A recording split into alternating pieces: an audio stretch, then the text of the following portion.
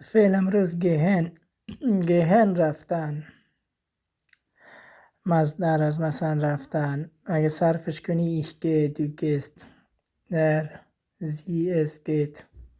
wir gehen ihr geht. sie gehen. sie محترمانه gehen.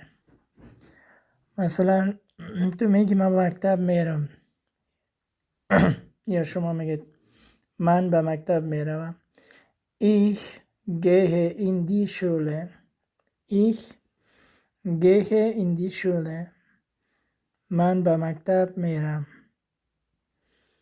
in die Schule به طرف جای رفتن اکوزاتیف است. همیشه ارتیکل اسم هایی که دی باشه به طرفش بری ارتیکلش تغییر نمیکنه.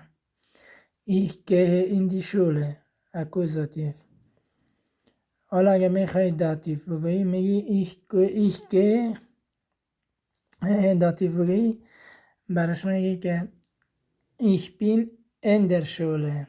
ich bin in der Schule. ارتکل دی به در تبدیل میشه. مثلا یک نفر میگه wo bist du کجا هستی؟ تو میگی ich bin in der Schule. من در مکتب هستم چون داتیف میشه. یا مثلا میگی من به مکتب نمیرم.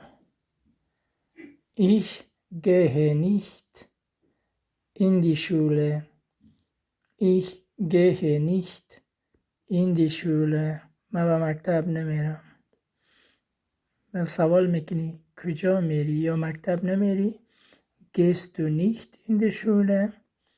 gehst du nicht in die Schule? یا سوال میکنی با کجا میری؟ wo gehst du hin? wo gehst du hin?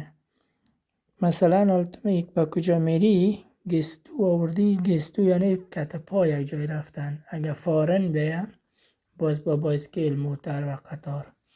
فعلا gehst du آمده یعنی با پا کجا میری.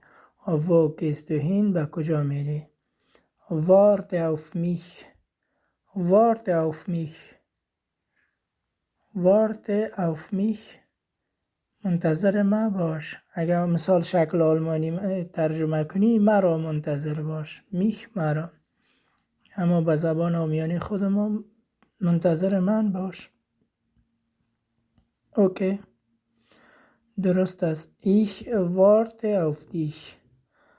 اوکی ich warte auf dich. من تو را منتظر می باشم یا من منتظر تو هستم.